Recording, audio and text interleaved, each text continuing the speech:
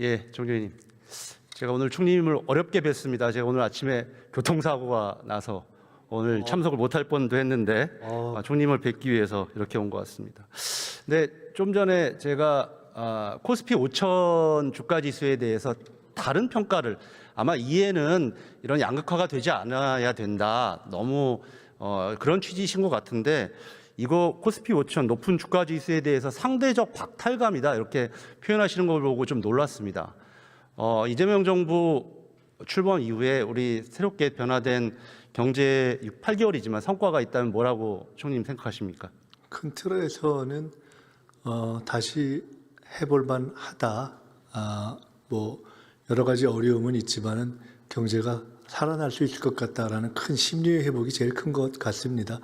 그것들이 지표에 있어서 뭐 성장률이라든가 소비심리라든가 지금 말씀하신 코스피라든가 이런 등등으로 현실적으로 또 수출액이라든가 나타나고 있는 것이죠. 물론 모든 사람에게 따뜻한 체감이라든가 이런 것이 다 완벽하게 해결됐다고 보기 어렵고 특히 전 세계 모든 어떤 나라들이 고민하고 있는 양극화 문제도 있고 또 뭐 환율이라든가 부동산 이런 문제들이 여전한 것도 사실입니다만은 그래서 저희들도 그냥 안이하게 낙관을 하고 있지는 않지만 그러나 적어도 큰 흐름에 있어서는 경제가 바닥을 치고 이렇게 올라가는 흐름에 있다는 것은 누구도 부인하지 않을 것 같습니다. 그것에는 이렇게 최선을 다해주고 계시는 국민 여러분들의 힘이 제일 크다고 보고요. 그리고 어쨌든 대통령을 중심으로 해서 정부가 짧은 기간 동안에 비교적 크게 틀리지 않은 방향으로 정책들을 펼쳐왔다고 생각합니다. 그 코스피 5천 뭐 저희 더불어민주당에서 상법 개정 등 또 정부에서 많은 노력들 통해서 달성을 하고 앞으로 뭐 등락은 있겠습니다만 저희들은 그 지속적으로 그런 부분을 활동해 나가려고 하는데 그 효과를 어떻게 평가하고 계십니까? 코스피 5천 시대 예. 뭐 여러 가지 있겠지만 제가 얼마 전에 30년 동안 중소기업만 했다는 분 한 분으로부터 이런 말씀을 들었습니다. 나 평생 주식 한 번도 안 했는데 요새 주식을 한다고 세상이 바뀌었다고 정말 아주 그냥 보통 중소기업을 오래 했던 분입니다. 그런 인식의 변화는 어찌 보면 우리 사회에서 부동산 아니면 사실은 별로 이렇게 수익을 안정적으로 확보할 수 있는 것이 없다라는 인식의 변화고 그걸 흔히 머니 무브라는 말로 표현하듯이 우리 사회에서의 자금의 흐름이 바뀔 수 있는 가능성이 나타난 것이고 그것은 역으로 부동산에 대해서도 안정화될 가능성이 구조적으로 생겼다는 것이다 이렇게 생각합니다. 코스피 5천을 얘기할 때 거의 저주에 가까운 이야기를 하시던 분들이 갑자기 5천이 되니 상대적 박탈감을 얘기하는 게 정말 놀랐습니다. 전 단순히 주가 지수가 높은 것으로 그치는 것이 아니라 말 그대로 머니 무브, 돈이 돌고 그것이 생산적으로 확장이 되고 결국 최근에도 본 것처럼 국민연금으로도 그 확대가 되어서 그것이 지속 가능성이 높아지고 결국 이것이 저는 코스피 5천이 갖고 있는 여러 가지 함의 중에 긍정적인 부분이라고 생각하거든요. 그런 부분에 대한 평가가 없다는 점이 좀 놀랍고요. 저는 그래서 특히 이제 생산적 금융이 굉장히 중요하다고 첫 번째 생각하는데 조금 전에 김태년 의원 얘기하신 것처럼 뭐 KIC를 통한 국부펀드도 중요하지만 저희 정부에서 지금 국민성장펀드 150조를 하고 있지 않습니까? 이게 과거에 있었던 펀드와는 다른 점은 무엇입니까, 총리님? 그 말씀드리기 전에 한 가지만 말씀드린다면 아마 코스피 5천에 대해서 그전에는 안 될 거라고 이야기하다가 막상 되고 나니까 딴 면을 말씀하시는 부분에 대한 지적이신 것 같은데 결국 세상은 긍정적인 면을 바라보고 긍정적으로 말하는 사람과 부정적인 말을 바라보고 부정적으로 말하는 방식, 두 가지 방식인데 저희는 긍정적으로 이 세상을 변화시키려는 그런 책임감을 갖고 집권 세력으로서 노력을 하고 있다는 말씀을 드리고요. 국민성장펀드가 과거에 있어서의 유사한 것과 차이가 있다면 첫째는 규모, 둘째는 그 결정에 있어서 투자 결정, 운영 결정에 있어서의 어떤 민간의 참여. 세 번째로는 지금 시대에 맞는 어떤 전략적 투자를 할 수 있는 쪽으로 초점이 맞춰졌다는 것. 네 번째로는 그 범위에 종래에는 별로 이렇게 운영되지 않던 문화 관련한 부분까지도 어떤 전략적 투자를 할 수 있는 이런 것들 정도가 과거와 좀 다른 것이 아닌가 생각하고 있습니다. 예, 결국 뭐 이 조금 전에도 더한다 뭐 세제 혜택 문제까지도 있습니다만 해상 풍력, AI, 원전, 방산 등으로 좀 확대되면서 저희들이 생각하는 생산적 금융으로 발돋움할 수 있는 전 네, 중요한 계기라고 생각하고요. 잘 더 많은 활용할 수 있도록 예, 하겠습니다. 관심 부탁드리겠고 저는 두 번째 과제 중에 하나가 퇴직연금 개선을 통한 국민 자산 증식 문제입니다. 혹시 총리님 최근에 인기 있었던 드라마 보실 시간 있었는지 모르겠지만 서울 자가 김부장이라는 드라마 혹시 뭐 알거나 보신 적 있습니까? 네, 저 몇 번 봤습니다. 저는 이 드라마가 관심이 있었던 것은 잘 아시는 것처럼 우리가 노후 급속한 초고령 사회에 있어서 가지고 있는 불안감들을 좀 대변했다고 생각하는데 국민연금으로만 해결되지 않는 부분에 있어서의 퇴직연금의 중요성들 저는 뭐 이런 부분 이 드라마를 보면서도 여러 가지 느꼈습니다. 얼마 전에 제가 만났던 지역의 시민도 50대 중반에 이제 은퇴를 하게 되는데 서울의 유사한 대학을 나오고 대기업을 다녔지만 자기가 직접 주식 투자를 했지만 한 번도 이런 부분에 대한 교육을 받아본 적이 없었다라는 얘기를 했습니다. 그런 부분에 있어서 굉장히 퇴직연금 중요한데 최근에 이 기금화에 대한 합의가 있었습니다. 뭐 걱정도 있었는데 어떤 방향으로 지금 자꾸 방향을 갖고 계십니까? 그게 이제 노사정에서 아마 합의를 한 것인데요. 그 하여간 수익성과 안정성을 다 이렇게 그 충족시키는 방향으로 기금형을 퇴직연금을 운영해 보자 하는 큰 방향을 잡고 논의를 시작한 것으로 알고 있습니다. 조금 전에 말씀 주신 것처럼 사실은 저희 같은 경우에 지금도 어쨌든 좀 비교적 행운인 경우에 해당하지만 딱 저희 또래들부터 해서 이제 막 은퇴들이 하기 때문에 연금의 문제 또 노후 주택의 문제 이것을 우리 사회 전체적으로 반드시 해결해야 되는데 지금 말씀 주신 기금형 연금을 포함한 퇴직연금 문제는 이제 집중적으로 저희들이 정책적 관심을 기울이고 노력을 해야 된다고 생각하고 있습니다. 이게 또 실질적으로 되기 위해서는 저는 중요한 것 중에 하나가 실질적인 금융교육 시스템이 좀 필요하다고 생각합니다. 이제 법정 교육은 있는데 사실은 되게 형식적으로 머물러 있고 영국과 같이 금융 과목을 필수화 아주 조기에 어린 나이부터 하는 나라도 있고 또 금융 포털을 운영하는 싱가포르 사례들도 있습니다. 그래서 어린 나이부터 우리가 체감을 하고 무엇이 우리 성장하면서 필요한 건지 자기의 인생에서 필요한 부분지를 잘 가르칠 수 있는 좀 시스템도 필요하다고 생각이 들고요. 또 금융 상품도 적격한 상품들을 많이 적격한 상품들을 좀 제대로 내놔야 사람들이 혼란하지 않도록 그래서 기금에서 이런 부분에 투자할 수 있는 시스템을 갖추는 것도 저는 필요하다고 생각합니다. 마지막으로 오늘 뭐 김태현 의원도 얘기했지만 코스닥 정상화의 문제도 있습니다. 총리님 혹시 무신사, 야놀자, 토스, 네이버 웹툰 뭐 이런 회사들 아십니까? 이 회사들의 공통점이 뭔지 혹시 아세요? 공통점 무신사, 야놀자, 토스 예. 공통점 뭘까요?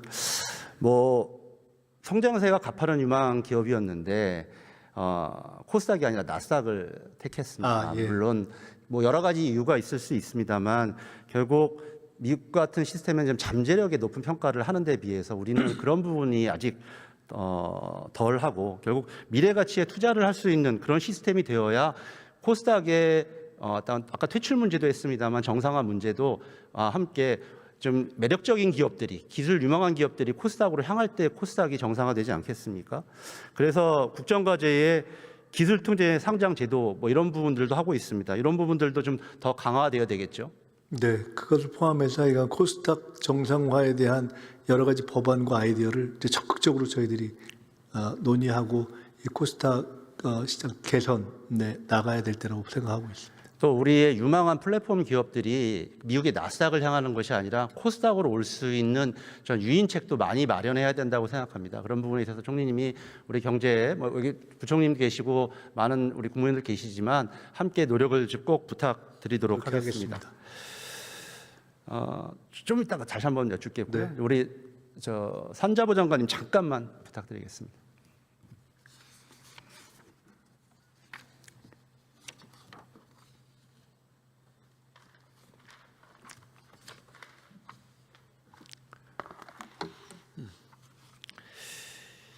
장관님 지금 대한상의를 감사하고 계십니까? 네, 그렇습니다. 어떤 방향에서 감사를 진행하고 계신 겁니까?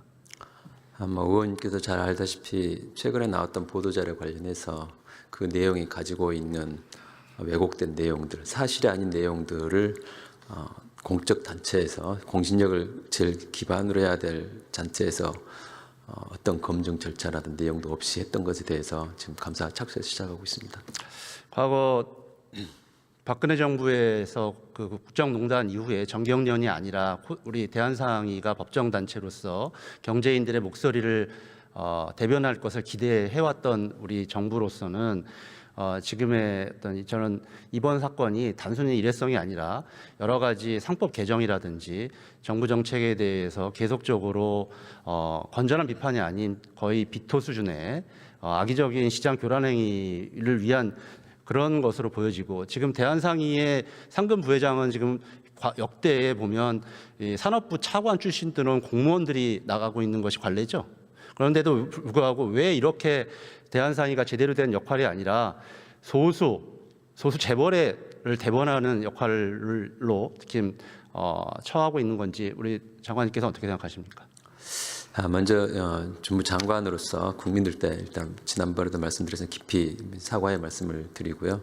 그리고 지금 대한상의가 공신력과 공정에 기반해서 국민의 신뢰를 받고 시장 참여자들로부터도 그 같은 존경을 받을 수 있는 조직이 될 수 있도록 다시 한번 혁신의 고삐를 쥐겠습니다. 예, 저희들이 무슨 기업 단체에 뭐 임의적으로 압력을 가려고 그런 것이 아니라 정말 시장에서 제 기능을 발휘하고 건전한 목소리를 대변해 줄 수 있는 그런 기업인 단체로서를 요구드리는 거고, 그런 바람이라는 것 뭐 잘 아실 거라고 생각합니다. 그런 점에서 장관님 역할을 부탁드리겠습니다. 네, 이상입니다. 알겠습니다. 예.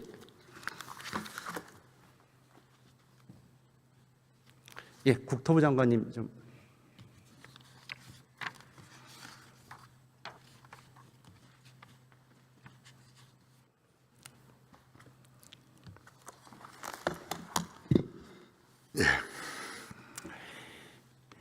예, 부동산 안정화 문제 때문에 질의가 좀 많으셨습니다. 결국 수요 관리와 뭐 충분한 공급 대책, 이런 부분들이 핵심적인 사안일 거라는 저는 생각이 듭니다. 저는 그 기저에는 제일 중요한 거는 일관성, 정부의 일관성이라는 생각이 드는데 우리 장관님 생각은 어떠십니까? 예, 의원님께서 말씀 주셨다시피 정부 정책에 대한 국민들과 또 시장에서 일관되게 신뢰할 수 있도록 좀 정책을 유지하는 게 매우 중요한 문제라고 인식하고 있습니다. 저는 대통령께서 다주택자의 양도세 중과 문제를 유예를 종료하는 것에 대해서 이렇게 말씀을 주셨던 것도 시장에 먼저 사전적으로 그런 것을 알리고 시장 참여자들이 앞으로 이재명 정부는 일관되게 나아갈 것이다라는 부분을 충분히 정보를 드리기 위한 조치로 생각하는데 장관님 생각은 어떠세요? 예, 맞습니다. 예. 앞으로도 계속 일관되게 정부 정책은 유지될 거라고 신뢰하셔도 된다고 생각합니다. 이번에 좀 전에 말씀드렸던 것처럼 이제 우리가 수요 관리 측면과 더불어서 공급 대책을 발표하셨습니다. 한 총 140만 호 가량 되죠? 네. 결국 이 140만 호 가량을 일관되게 저희들이 지속적으로 정책을 추진하는 게 가장 중요하다고 생각합니다. 이를 위해서 앞으로 국토부는 어떤 정책과 내용들을 가지고 계십니까? 일단 저희 국토부가 마련한 이 공급 대책이 처음에 발표했던 그 정책 그대로 집행될 수 있도록 입장을 분명히 견제하는 게 필요하다고 생각하고 있고요. 또 기존 정부의 재탕이다 이런 비판도 있습니다. 그래서 그 문제에 대해서는 저희도 겸허히 수용하고 있습니다. 다만 지난 정부에서 왜 공급 대책으로 발표를 하고 진행이 안 되었는지에 대해서 저희는 지난 몇 달 동안 상당히 면밀히 평가했고, 그 안 되는 이유에 대해서 새로운 대책을 마련함으로써 기존 정부에서 발표했던 발표하고도 추진되지 못했던 그런 약점들을 보완해서 그걸 제대로 추진하겠다는 의지를 가지고 있고요.